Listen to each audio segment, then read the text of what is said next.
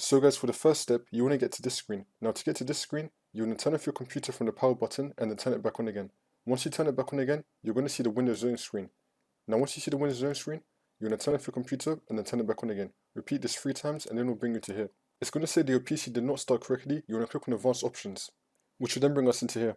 Now you want to click on Troubleshoot, Advanced Options, and then Command Prompt.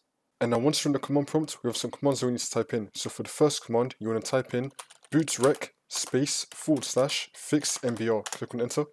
And now you're going to type in bcdedit /export c:/bcd backup and click on enter. And now we're going to type in attrib c:/boot /bcd -h -r -s and click on enter. For me it doesn't work because I don't have this problem, but in your case it should be working. Now we're going to type in ren c:/boot /bcd bcd.old and click on enter. Again, I don't have this problem, but in your case it should be working now, so you should not be getting this error. And now you're going to type in bootrec /rebuild bcd. Click on enter. Wait for this to load. And now you're going to type in Y and then click on enter. Again, for me it did not work, but for you it should be working. And now you're going to type in exit. Click on enter.